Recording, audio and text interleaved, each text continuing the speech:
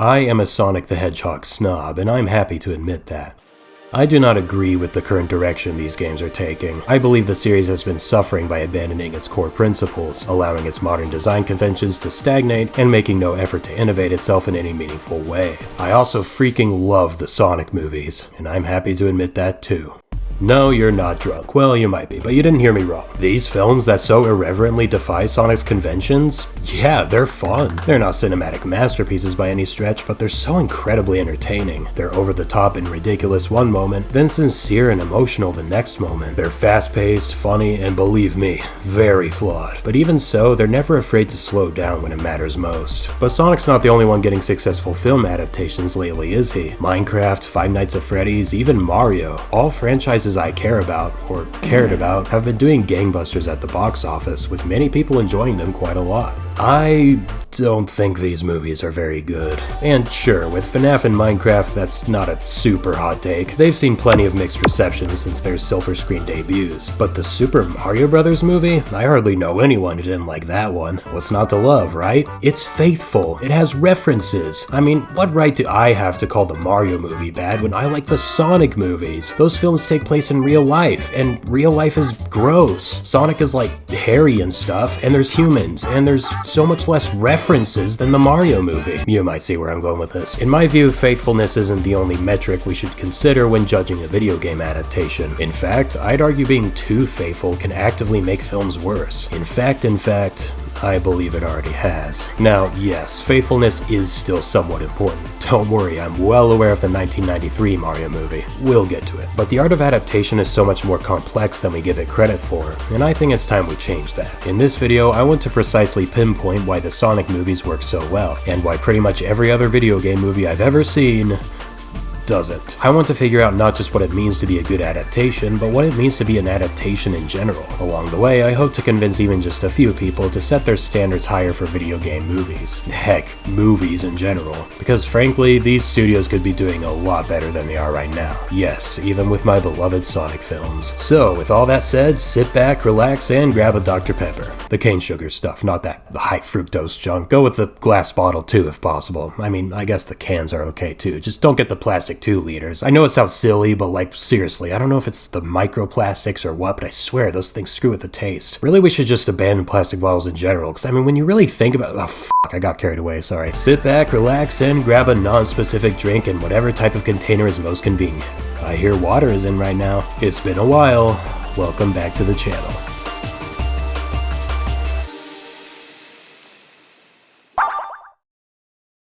Remember when Paramount revealed this abomination for the first time? If you forgot, I am so sorry for reminding you. It still blows my mind that they delayed this entire movie so Tyson Hesse could perform plastic surgery on the main character. As far as I know, this is the only time something like this has ever been done with a major Hollywood film. It's hard to imagine it happening now with the internet's toxic positivity, so I'm glad it happened when it did. If we didn't cyberbully Paramount Pictures, I guarantee we wouldn't have ever gotten a sequel, let alone 2. On the surface, Sonic the Hedgehog is a by-the-numbers road trip comedy starring James Marsden and a talking CGI rodent. I doubt this was any fan's first guess as to what this thing's premise would be, and I'll admit that compared to its sequels, the first movie doesn't hold up quite as well. Even so, this film manages to surprise me every time I come back to it. The plot is nothing crazy, but the humor is great, the characters are endearing, and its message about the importance of friends and family is nice, if a bit cliche. On its own merits, this movie is a solid 6 or 7 out of 10. Good, but not great. However, what I really love about the first Sonic movie is how it adapts elements from the games into its live-action setting. In the context of a film, it'd be pretty dumb if the rings were used for a video gamey health system, so instead they're used as portals, just like the special stage rings. Ever wondered how Eggman funds all his crazy robot designs? Well, in the movie, he's a high-level government agent. However, my favorite example of this has to do with the Blue Devil himself. You know Sonic's iconic rolling ability? He does that several times here, and it's not just some superficial reference either. It also represents Sonic's character development. Unlike what we see in the games, movie Sonic is still young and naive. His confidence isn't an inherent trait of his character, but rather something he builds up as he evolves over the course of the story. Towards the beginning, he only curls up into a ball to hide from danger, like a real hedgehog. Later, while being chased by Robotnik's tank, he does this instinctively and ends up totaling the thing. By the time the film reaches its climax, Sonic is now fully confident in his ability abilities, and uses his ball form to annihilate Robotnik's hovercraft. This evolution from defensive to offensive masterfully implements a major element from the games in an organic way that complements the story. The best part? It's never explicitly mentioned. Tom is never like, "Wow, Sonic, it's really crazy that you went from turning into a ball to hide from danger to turning into a ball to face danger. Bravo, Jeff." Nah, they knew it would speak for itself, so they just let it. It's not just game mechanics they adapted into the story though, they also created their own lore for this Sonic movie-verse, and it's entirely separate from the game canon. This leads us nicely into Sonic the Hedgehog 2, released 2 years later in 2022. Now that's too many twos! Sonic 2 is a step up from the previous film in pretty much every way. There's more characters from the games, Robotnik continues his gradual descent into insanity, and while we're still on Earth most of the time, it never feels boring. We travel to Hawaii and Siberia, both with their own secret temples based on existing Sonic levels. Plus, Sonic gets a scene where he runs across the ocean and it's raw as frick! But what I really appreciate about this film is how it manages to expand upon the groundwork of its predecessor, while also adapting major story elements from Sonic 2 and 3.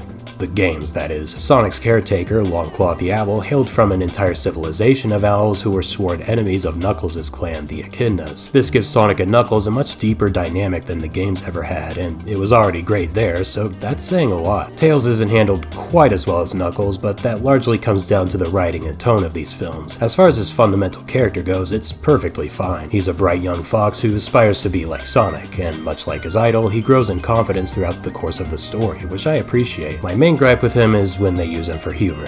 I don't know, it just feels like the same joke of, "Wow, that sure is a crazy gadget." Aside from stinkers like that though, this movie is surprisingly funny at times. By far my favorite comedic moments are when Randall's groomsmen turn out to be gun agents. Tom sets the bar high right away by calling the commander Olive Garden guy, a cute reference to the first movie, but then you get punched in the gut with this. "Are you an agent?"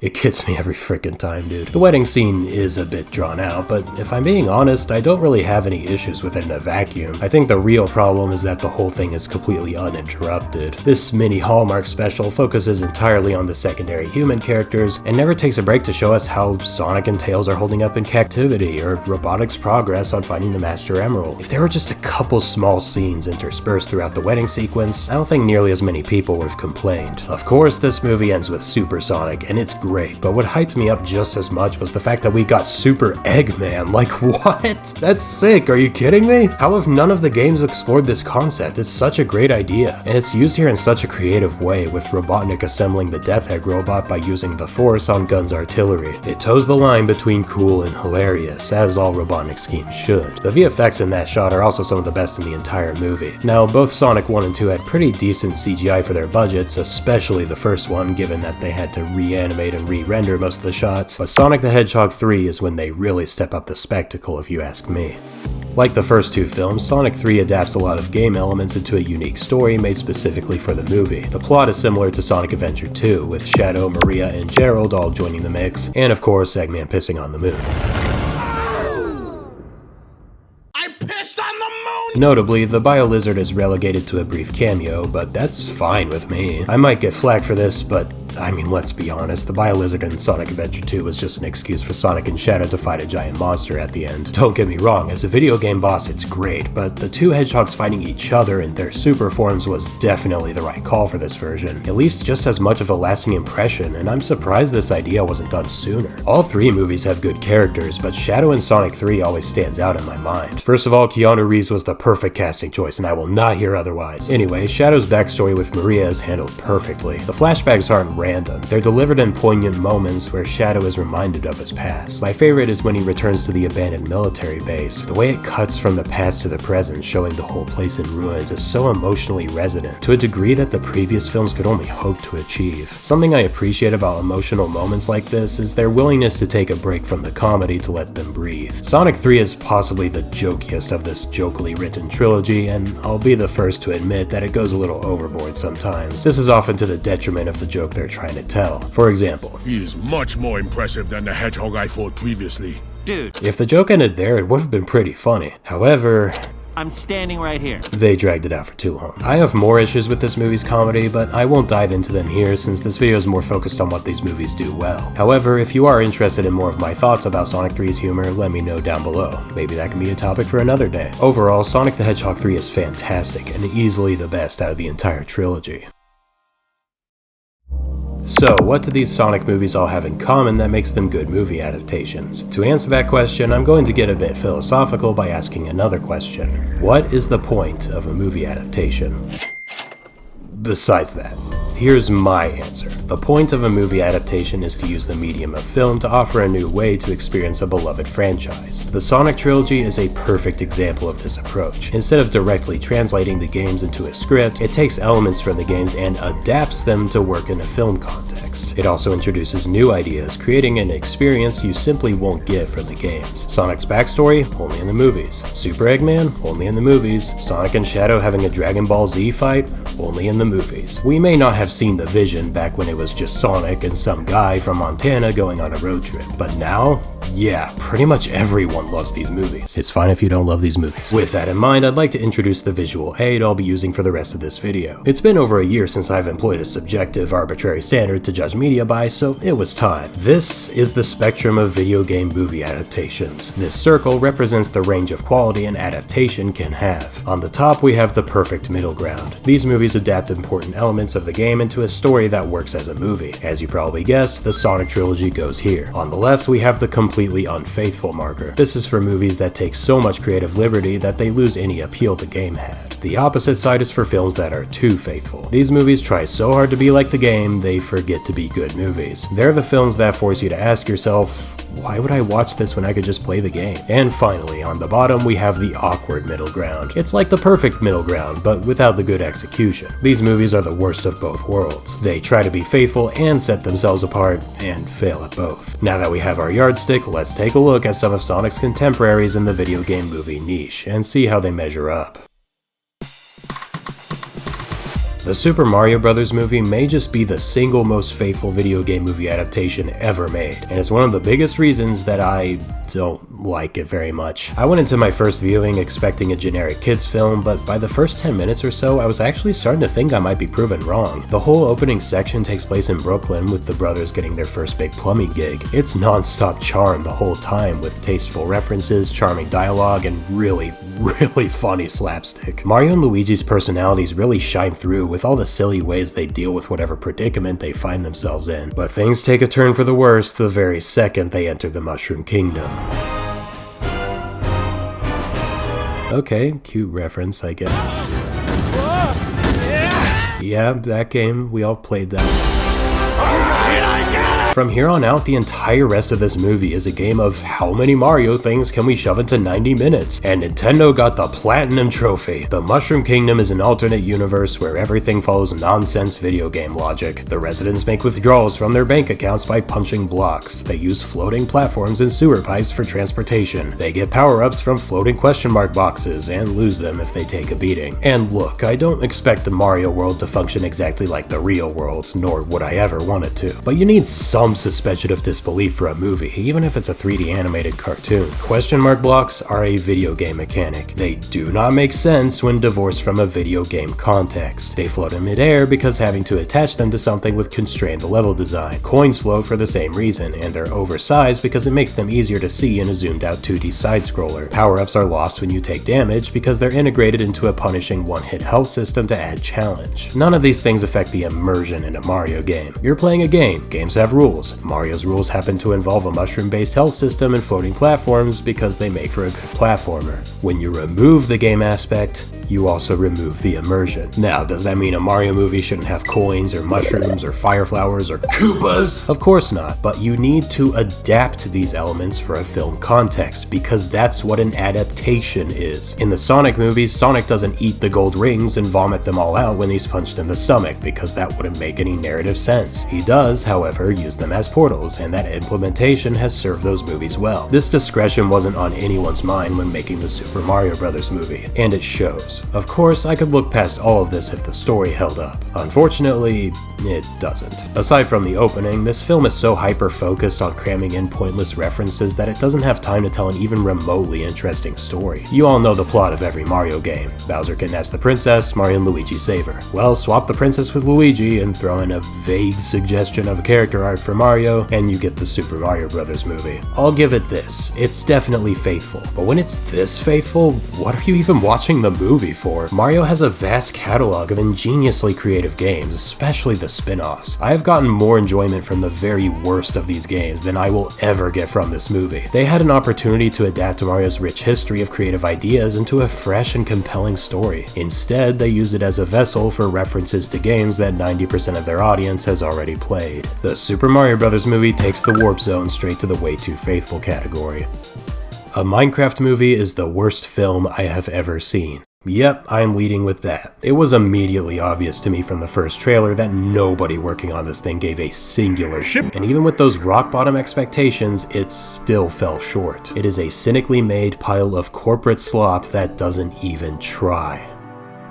Okay, well, now that you've heard my conclusion, here's the review. The first thing that throws you off about this movie is literally everything. The Minecraft world is rendered with uncanny photorealistic CGI because it's not like the game's pixel art was iconic or anything. The main characters all come from the real world and had to escape the Minecraft world because that's never been done before. Steve is played by Jack Black because nobody's sick of Jack Black! But these are all just nitpicks. In fact, this movie deserves some serious kudos because when you really engage with it, really dig beneath the surface and get past all those surface level problems, this film reveals itself to be so much worse. Let's start with the references. They're bad. They're so bad that I'm actually starting to consider giving the Mario movie an apology. I won't, but still. If there's one thing that film got right, it's the accuracy. While I maintain that the constant spoon shoveling of Mario iconography is excessive, it at least feels like it comes from a place of enthusiasm, possibly a result of Miyamoto co-producing, but I can't know that for sure. Point being, it's clear as day that the references in a Minecraft movie weren't made with love. I say that because they are absolutely infested with inaccuracies. Just for fun, here's a few I noticed. Steve's dog Dennis already has a name tag and name from the nanosecond he's tamed. In the game, you can only find name tags in dungeon chests, and I should know with the countless hours of my life I've wasted searching for the damn things. When Garrett, the garbage man Garrison, is being stalked by a creeper and makes noises at him, the entire point of creepers in Minecraft is that they don't make idle sounds, allowing them to sneak up on you and explode. Again, speaking from experience. The Elytra wings look completely wrong and appear to be made of iron. Elytra in the game is supposed to be organic, hence why you have to repair it with phantom membranes. This might be a workaround to the fact that there's no way Steve could have been to the end at this point since he's only been to the Nether once, where he remained in captivity all the way up until the events of the movie. But I mean, seriously? Their solution to a major continuity error was to make up an item that doesn't exist? And then they did it again? And again? And again? Yeah, I know, I said it myself. Faithfulness isn't everything, and generally I maintain this. But when 90% of your movie is Jack Black mansplaining Minecraft mechanics to the audience, yeah, a little accuracy would have gone a long way. And that's not even my biggest problem. That honor goes to the humor. This movie clearly doesn't take itself seriously, and some people praise it for that. I'll preface by acknowledging that this can be done well. UHF is a cult classic and one of my favorite films ever. Beneath its clear-cut gags, which are funny in their own right, are layers upon layers of hammy writing, overzealous acting, and comically unconvincing special effects. And it's all on purpose. Weird Al wanted to make a stupid-ass movie, so he did, and it's a work of comedic art. Nothing! Absolutely nothing! Stupid! You're so stupid! The Minecraft movie's director, Jared Hess, actually has a portfolio of previous projects that fit this bill perfectly. The one that comes to my mind is probably his most iconic, Napoleon Dynamite. This film is ridiculous down to its very core, and it's written and acted to bring that out as much as possible. Napoleon, give me some of your tots. No, go find your own. Come on, give me some of your tots. No, I'm freaking starved. I didn't get to eat anything today. Ugh, gross. Freaking idiot. This movie works because Jared Hess had a silly idea and just ran with it. It was destined to be this way from its very conception because the stupidity is the concept. A Minecraft movie doesn't give me that impression. Sure, it's got jokes, it's got goofs, it nods and winks to the camera about all of these crazy Minecraft shenanigans, when the main characters aren't verbally pointing it out, that is. This place makes no sense. But these jokes all come across as insincere, and because of that, I don't find any of them funny. Whereas UHF and Napoleon Dynamite were stupid because that's what the creators set out to make, a Minecraft movie feels like it's stupid because they gave up on making it good. They knew their writing was lazy, spun it as a joke, made millions, and now they're making another one. All you epic memers out there who bought tickets ironically, congratulations, you fell right into their trap. After years of playing Minecraft, Minecraft has finally played you. For these reasons, a Minecraft movie lands squarely in the awkward middle ground. It makes half-hearted attempts at both faithfulness and originality, falling flat on its face in both categories. It masks its cynical, lazy filmmaking with a thin veil of irony. It doesn't just fail at being an adaptation, it fails at being a movie. Now for the Mario movie. No, not that one, the other. No, not that one. Yeah, that one. The way I see it, 1993's Super Mario Bros. Is the polar opposite of a Minecraft movie. Oh, don't get me wrong, it sucks. The tone is super inconsistent with a lot of questionable material for a family film, the plot feels aimless and rushed, and the characters speak almost exclusively in expositionese. Another glaring problem is that there's barely anything here for fans of the games. The bizarre dystopian aesthetic screams great value Blade Runner, and while the characters are named after Mario things, they sure as hell don't look it. The only ones who come close are Yoshi and Bob-omb, and to be fair, I actually really like these designs, and of course the Mario Brothers themselves, but only at the very end. The rest of the time they're just wearing ordinary clothes, and Luigi doesn't have a mustache for some reason. All of that aside though, this movie is really entertaining. Monkey! And sure, that mostly comes from the so bad it's good nature of it all, but surprisingly, this film actually does some things genuinely well. It's not amazing, okay, it's not peak fiction, we're so back, the movie still sucks, okay, don't hate on me. Bob Hoskins and John Leguizamo play Mario and Luigi respectively, and for the time I think they were perfect for these roles. Keep in mind, this was years before Charles Martinet gave these guys their iconic voices we know today. The only frame of reference they really had was the animated cartoon, where the brothers have gruff New York accents. With that context, these guys do a great Mario and Luigi. It's weird that Mario's the skeptical and timid one, while Luigi's the one constantly seeking adventure, but at least they got the sibling dynamic down. They're not twins in this story, Mario's much older, and it's revealed that he practically raised Luigi. It's different from the norm, but I kind of like it. The banter between the two is very charming, and it's a bastion of decent writing and an ocean of ham-fisted exposition. Another weird quirk of this story is the complete lack of Princess Peach. Don't worry though, we have a blonde Princess Daisy. Same thing, right? Anyway, I wanted to mention her because I actually really like her character here. She's nothing like Peach or Daisy, but she sort of reminds me of Rosalina in a weird way. I mean, not only does she have a mysterious backstory that slowly gets revealed throughout the adventure, but her motherly attitude towards Yoshi also reminds me a lot of how Rosalina cares for the Lumas in Mario Galaxy. Coincidence? Yeah, Daisy has a cute relationship with Luigi that develops throughout the story. It's not written or paced all that well, but it feels endearing regardless. I can at least say it's executed well enough that I actually felt sad for Luigi when Daisy chose to stay behind to rebuild the Mushroom Kingdom. Like, damn, where did this scene come from? This might be the best scene in the whole film. By which I mean the writing is a complete train wreck for once, but the actors also do a really good job selling it. How these guys inject so much energy and emotion into this garbage fire of a script, I have no idea. Oh, they were drunk. Super Mario Bros. Unquestionably belongs in the completely unfaithful category, and I don't think I need to beat a dead horse by explaining why. With that said though, I respect this film so much more than not just the Minecraft movie, but brace yourselves, the 2023 Mario movie as well. Why? Because it tried to be an adaptation. Yes, it took far too many creative liberties, and yes, most of those creative liberties fell flat on their face. But I would rather that be the case than have a film completely devoid of creativity. The Minecraft and Mario movies took the easy route, Minecraft with its minimum effort filmmaking, and Mario with its quote-unquote faithfulness. The 1993 Mario film is a lot of things, but it sure as hell ain't lazy. Cyberpunk Koopa cities, giant reptilian Goombas, bionic jet boots, sentient fungus, humanoid reptiles who want to merge two dimensions into a single universe. I mean, ideas like that don't just happen. Someone had to sit down and come up with this shit. That doesn't mean it's good, and I hope I've made that clear. But I can still say with my whole chest that this movie offers a unique experience that I cannot get anywhere anywhere else in the Mario franchise. Super Mario Bros. Is a certified so bad it's good movie. It's charming at its best and wildly entertaining at its worst.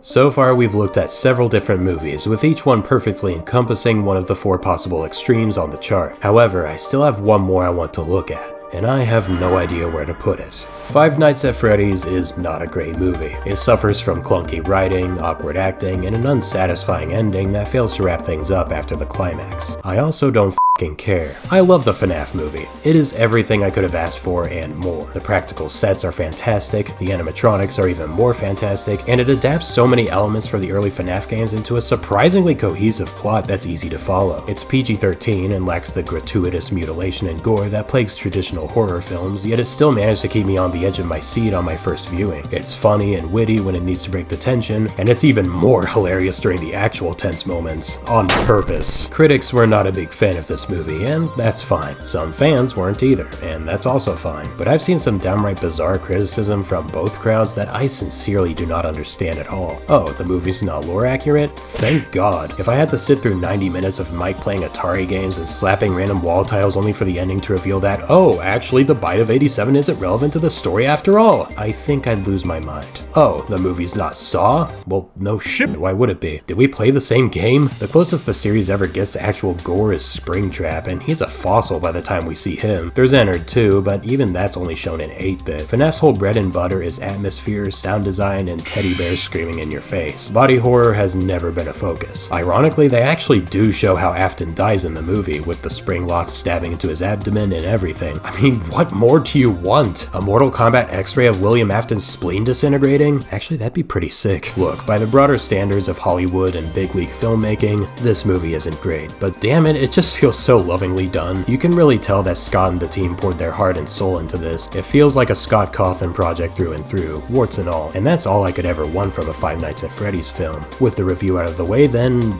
where the heck does this thing even go? Well, I've thought long and hard about it, and I've decided to put it between the perfect middle ground and way too faithful categories. Here's an important nuance of this chart. It's not a measure of objective quality. A movie could be a cinematic masterpiece and still do a bad job adapting its source material. By the same token, a movie could be absolute garbage and do a great job adapting its source material. Of course, I don't believe the FNAF movie is garbage. However, it's definitely nowhere near as enjoyable for casual moviegoers as it is for existing fans, despite its effort to make the story more cohesive. For that reason, I think this is the best possible placement for this film. I am a Sonic the Hedgehog snob, and I'm happy to admit that. There was once a time when Sonic was revered. He brightened the living rooms of so many families and game enthusiasts around the world. He was instrumental in taking down Nintendo's monopoly on video game hardware. He was respected on the same level as Super Mario. I never got to see that era, because I wasn't born yet. When it comes to video games, Sonic's public perception isn't what it used to be. He's still popular, especially with kids, and he's still raking in the big bucks for Sega. But critics and enthusiasts have had a very different perspective on the Hedgehog for decades now. Yes, the quality of the games has definitely been on the upswing, despite my misgivings with their overall direction. But it's impossible to deny that many people still see Sonic as a punching bag, a series long past its prime with a generation-spanning identity crisis. That's why I'm so grateful for the Sonic movies. Against all odds, this trilogy has managed to bring everyone together, not just the fanbase, but broader audiences too. I have never seen so many people united over Sonic the Hedgehog, and I feel like I'm finally getting to experience what I missed in the 90s. When I first got into this franchise, I couldn't get any of my family or friends to care about my newfound obsession. That all changed when the first movie came out. My friends loved it, my siblings loved it, even my parents loved it. Now, pretty much everyone I know is always excited when I tell them a new Sonic movie has been announced. Thanks to these movies, a video game franchise that used to be my escape has brought me closer than ever to the people I love. These films only become more impressive when you compare them to other video game movies. Where these other popular franchises fail to find that perfect balance, the Sonic trilogy absolutely nails it. It's frantic, funny, fast-paced, and most important of all, it has heart. Now I'm sure you guys are dying to tell me all the ways I'm wrong about these movies, so I've decided to make it easy for you. In the description is a download link for a blank version of the spectrum of video game movie adaptations. You can put anything on there, even movies that I didn't cover in this video. If you want to share your version of the chart, feel free to join the Spotland Discord server and post it in the Gaming General channel. If you haven't clicked off the video yet, thanks for watching. I know the channel's been pretty dormant for the past few months, but I'm officially back, and I'm excited for y'all to see what I have in store. So stay tuned, thanks for watching, and as always, enjoy life.